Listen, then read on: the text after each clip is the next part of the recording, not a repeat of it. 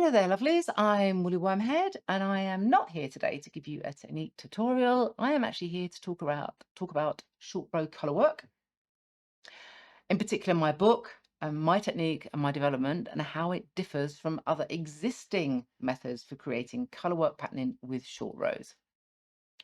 Now, my book was published in May 2024, and since its publication date, there's been a few comments or a few questions that have come up that I've wanted to kind of address, because I realize that there's probably some confusion um, around what my technique is and how it differs from existing methods, because there are other methods, and kind of answer the question of, did I invent the concept of short row color work? No, I didn't.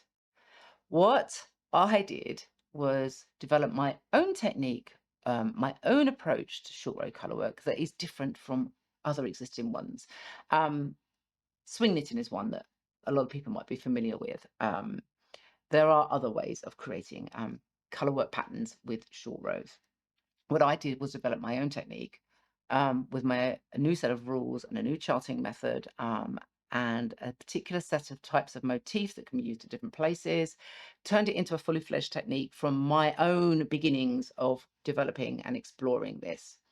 Now, where I started was with the Elemental collection.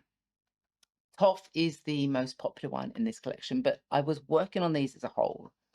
Now, my starting point for that was I had seen these beautiful shawls that had all these short row color work elements all over it, and I wanted to see if I could put the same into a hat. So that's when my research started, and I did research and learn about all the other methods that are out there. A lot of them aren't in the English language. There's a lot in German. Swing knitting, I think all the concepts, as far as we know, of swing knitted originated from a German designer. And so I tried these different methods out because I wanted to explore them. And I found that for what I wanted to do, beautiful as these techniques are, certainly, I'm not going to diss any of them because they are beautiful, and they've been well thought through and they have their own particular practice. And I do encourage you to try them out. But I found that for me, they didn't work for what I wanted to do, primarily because I work with hats. If you didn't know that, I have a bit of a thing for sideways knit hats. And so when I am working a sideways knit hat, I have to use short rows for shaping, especially at the crown. And I like to have a nice smooth pattern crown. And when I was using these techniques, I found that they wouldn't bend in the way that I wanted them to. I wouldn't get the same finish. By following the kind of particular rhythm and practices of them, I couldn't keep them I couldn't make them, sorry, work into a nice flat crown. And so I basically had to turn the concepts upside down and approach from a different direction. So instead of following a more organic, rhythmic approach, I went the route of deliberate fabric manipulation, which probably doesn't surprise anybody because I tend to do that quite a lot with other stitch patterns. I like fabric manipulation. I like testing our stitches out to see what we can do. And so I took what I needed as a panel shape to be able to create my sideways knit hat and forced the short rows to work within that. So they were both creating the shaping and the color work patterns. And it meant that I had to start from the other way around. I had to push and pull the short rows in a very, very unorganic and unrhythmic way to create the patterns that I wanted. And that's where I started. That's where my particular approach started. And then as I was working towards the book over the years between Elemental and when the book was published, I started to develop that into a fully fledged technique. I had my own charting system, the maps, which I used in the Elementals.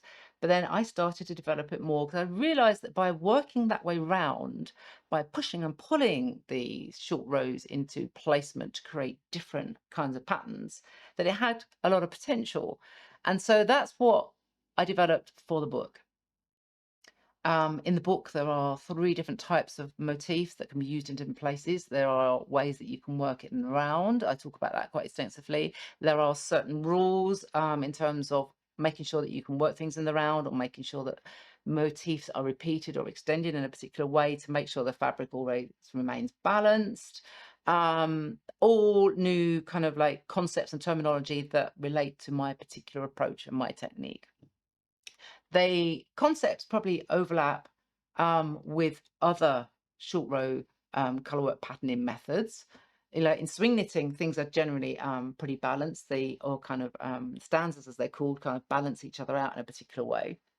So there are overlaps.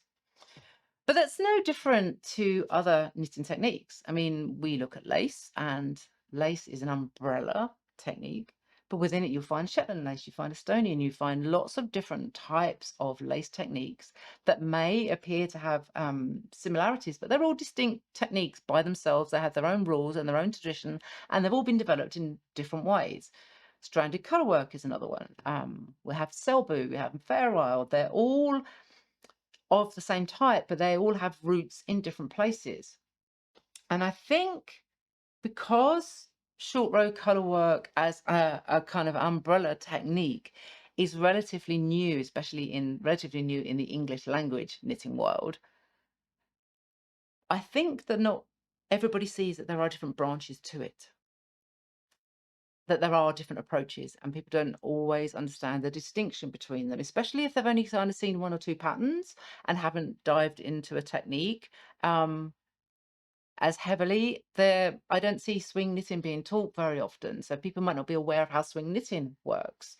I'd love for that to happen, so that people get to know that technique more, because it is a really beautiful way of approaching creating colourwork patterns. So I think because it's still kind of sort of, not infancy is the right word, but it's still kind of underdeveloped or unknown, relatively. I think it's difficult to see the different branches that go on underneath that one umbrella of a certain type of colourwork. My book is one addition to that. It is a technique that I've developed, is my technique. I innovated it and I developed it, but it's not the only way of approaching short row colourwork. And I'm not going to claim that I own the concept at all. I think another point of confusion is probably the title.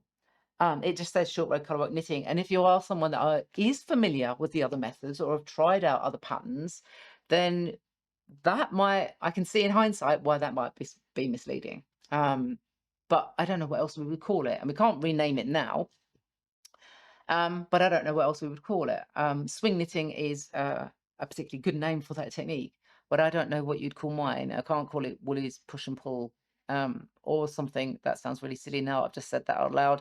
I don't know what I would call the technique. I'm not going to put my name on it. That's not something I'm comfortable with. And also, I think I need to remember that when I create these videos and put them up on YouTube, I am creating these videos for people that have purchased my book and want some more information, or they have taken one of my classes and want some follow-up on what we've covered, or they have knit one of my patterns and need some extra kind of like tutorial coverage to kind of help them get them through. And I have to remember that not everybody that comes across my channel and comes across my videos is aware of my book, or has read my book, or knit my patterns, or has been to one of my lectures or classes, where I do talk about the other methods and how I developed my own particular technique. So I need to keep that in mind as well. I can't, at the beginning of each tutorial, kind of say, explain this. So I'm hoping that this video does help kind of preempt some of those questions, some of those comments, and help kind of get people to understand that this is just one branch to creating patterns with short rows, creating colourwork with short rows. There are others.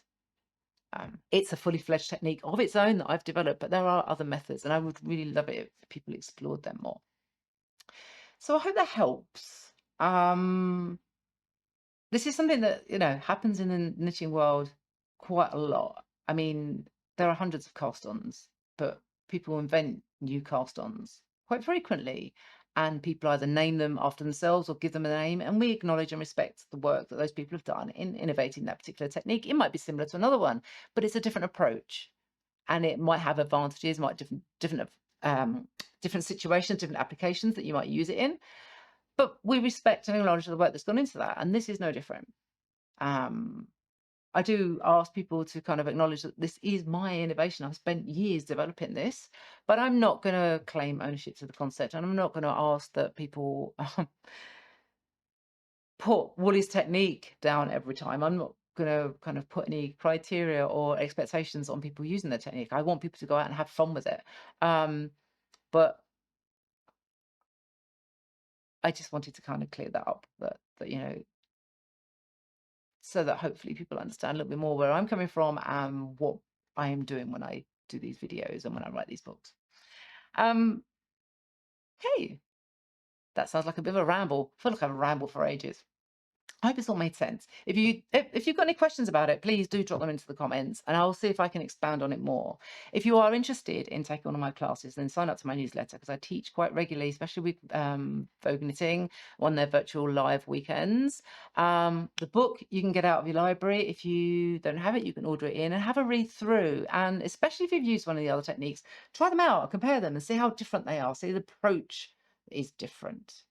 All right, I would love that. I'd love short rows as a whole, all of the methods to be more commonly used and more available. I'd love more people to understand about swing knitting and what it does, and the other methods that are available, which some of which don't even have names because they're quite old or in older books or not in English language books. I'd love to see more of that come up. All right. Okay. Thanks for your time. See ya.